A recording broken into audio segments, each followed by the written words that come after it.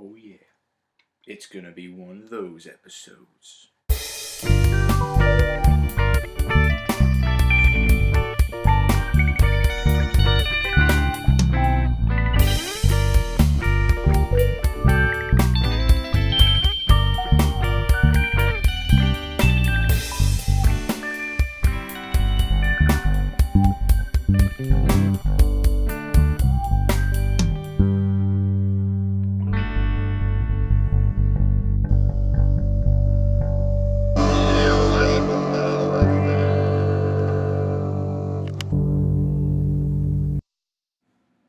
Hello world and welcome back to another video game analysis, and today we're going to talk about gaming accessories. Now, gaming accessories have been something that's been around forever in gaming. Let me tell you right now. You can even go back to the Odyssey 1 and they had their own light gun. Let me tell you, they'll always be around, my friends. Always be around. So let's get started. I'm going to take you on a little tour of some accessories I have, and I'm going to show some newer ones too that I have on my Wii, which are pretty much useless hunks of plastic, but nonetheless they have their past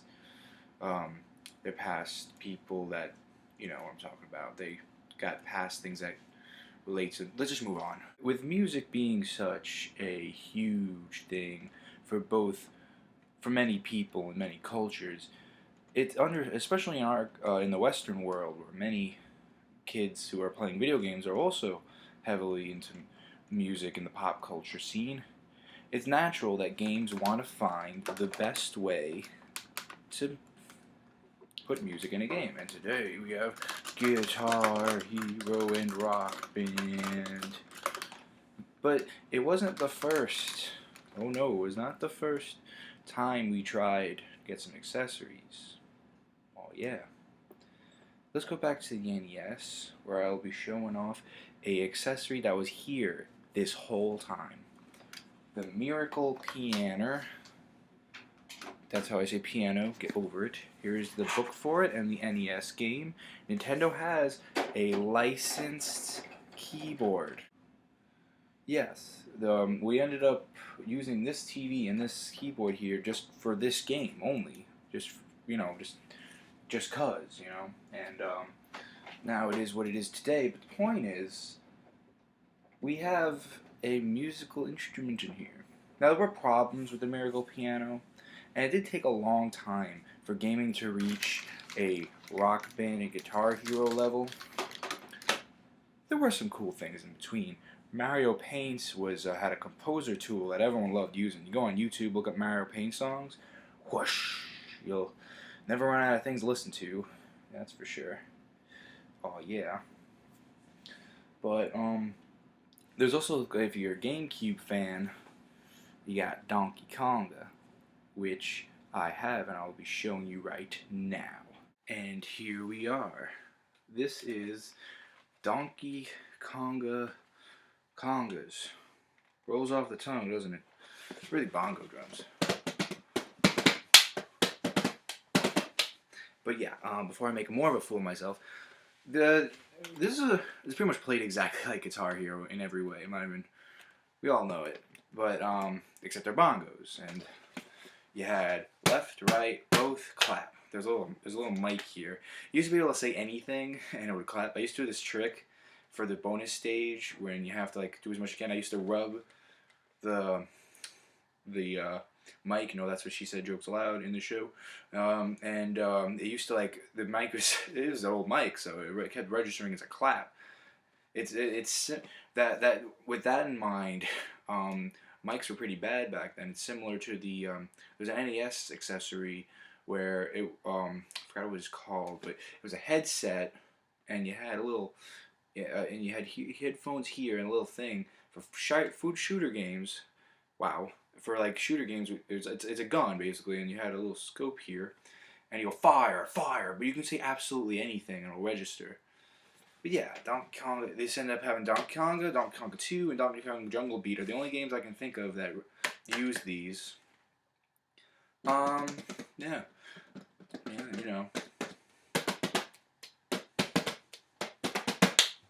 But that's not all we're gonna look at in music.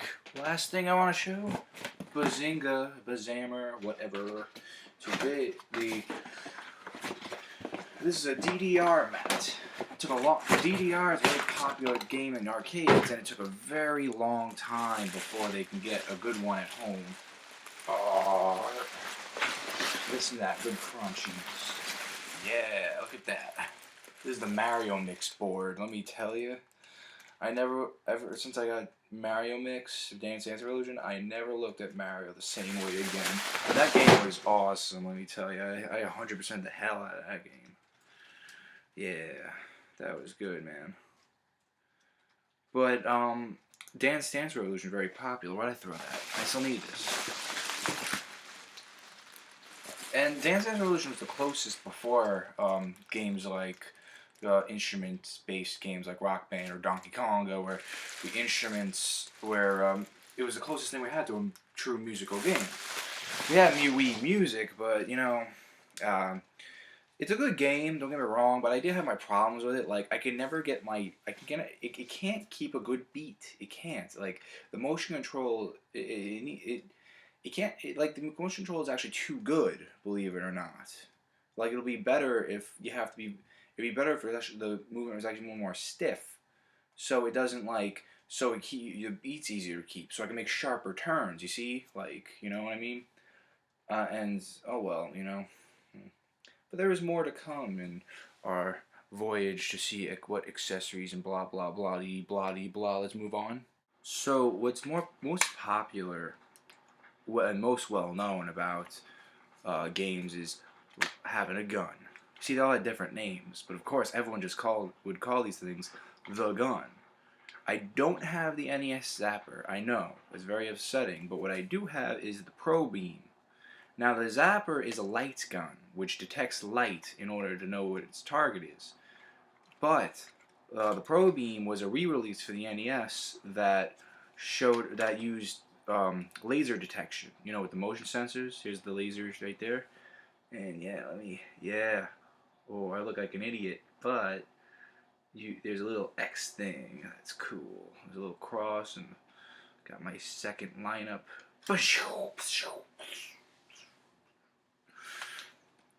Yeah, you know. I also have the Super Scope, the Super Nintendo model, and this is a lot more complex. I have the scope somewhere. It's supposed to be a thing. You attach it here, but yeah, you look into that like that. You line up and use this button, even though I wish they put it here. Yeah. Cool. I see the reflection of the screen on the gun. Cool. Before gaming, you only pretty much had light guns. Light guns are actually a lot older than most people think. Like they think it started with gaming. It didn't.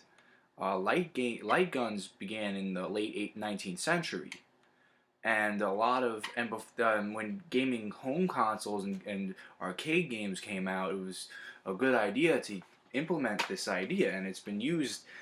Once the 32/64-bit era came in, I didn't see the light guns anymore. Oh well, but the Wii did bring it back, but it's only because of the motion control. You know how it is. You know how it is. Speaking of which, I got a couple of Wii zappers. I'll show you right now. So here's a couple of Wii zapper models. This one's a knockoff, GameStop knockoff, and this is the official Nintendo one. What made Wii accessories so different is they're all hunks of plastic, but it was cool to get more of a this is actually pretty useful, and the steering wheel, which I'll be showing in a second, because it actually does give the feeling. What you're supposed to do is you're supposed to put the Wiimote here and the nunchuck here. Same thing here. You put the Wiimote here and the nunchuck here. This one I can't stand. Well, there's a knockoff model, so let's throw that away. We got this shortly after, because we didn't even know there was a knockoff when me and my dad, when we got this, you know. But yeah, this is cool, man. This does help out, I'm telling you. A lot of Wii accessories are like that. They're really more for giving you more of a help out with the motion control rather than, and it also does kind of give you a little more of an experience, like give you a little more realism to it. But yeah, like guns, shooting and gaming clearly is a testimony to gaming. It's always been around and it always will, because it's fun. It's a sport. It's sporty. Sporty.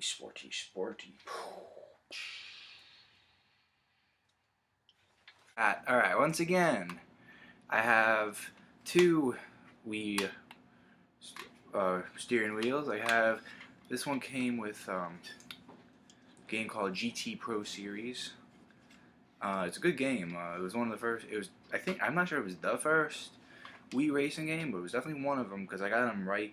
I got this game right after I got the Wii 6 years ago, if you can believe it.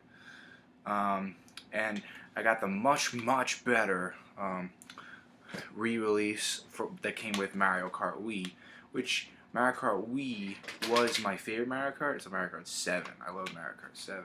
But that's not the subject. Steering wheels are also a big part of gaming.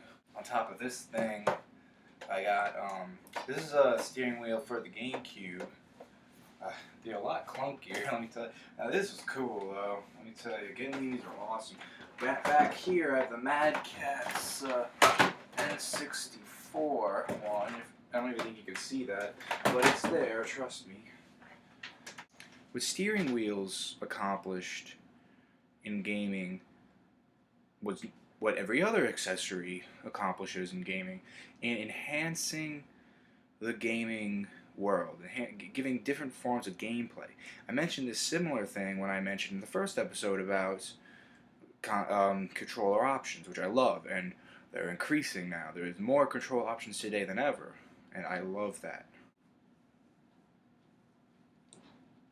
Let's get down to it. Today we have motion control. At one point that was an accessory. Today it isn't. Because the reason why is in the beginning it was a huge accessory, and by the end of the Wii era, and with the why am I so stupid today? With the added benefits of having the Kinect and the PS Move, motion controllers became an alternate, but more buttons, more commands, and it's very different, and it adds on. From the NES to the Super Nintendo, you added 2 buttons, and then you added 2 more in the N64, and you added more, and then you went beyond buttons. You know what I'm saying? Now, motion control, when it was an accessory, had things like this. This is one of the most infamous accessories. It has to be one of the most infamous accessories in gaming, the Power Glove.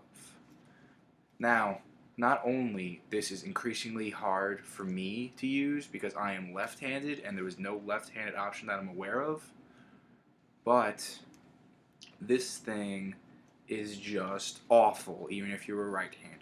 The point was to create action commands based on movements, motion control. Like, doing this would make you jump, or doing this would make you attack, or doing this would make you jump. And what you had to do was program certain things, which was to get the game working, which was probably really hard then because, well, there was no internet back then. I'm doing this because I'm cool with the Power Glove. That means that it's powerful. And yeah, this is a big ripoff. It was poorly designed. And yeah, they said it was supposed to be compatible with all games. Yeah, forget that. But yeah, motion control was nothing new either. Neither was wireless controllers. The Atari 2600 had wireless controllers even. And we always brought back, especially today, older accessories that were based off of newer accessories that were based off of older ones. Like the Power Pad on the NES was similar to the Dance Dance Revolution pad I showed you. And then you have the Power Board for the Wii, which enhanced the Dance Dance thing to the level of using it for like walking or running or for Wii Fit. You know what I mean? And like, the main point here is accessories have been around forever, and they'll always be around to enhance gameplay and to give new forms of gaming and just things to try out. You know, because in a whole world of gaming, you want to have different dynamics to it. You want to try different forms of challenge. Trust me, you want a challenge, you use this thing. That's for sure. There's only one game I could think of that was actually made for this. Was Super Glove Ball, where you do this and you catch it. Yeah, it was no matter what this thing. But you know what? That's them's the breaks. Thanks for watching, guys. Please rate, comment, subscribe. It would really help me out. And yeah, next time I'm gonna analyze an age-old argument about women in video games. Oh yeah, and I'm really taking a look at what a woman would say about the situation, what a man would say about the situation, and I'm gonna let you know right now I side with the women. But let's talk about this.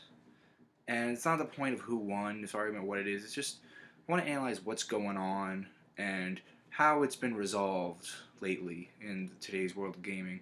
And I'll see you then.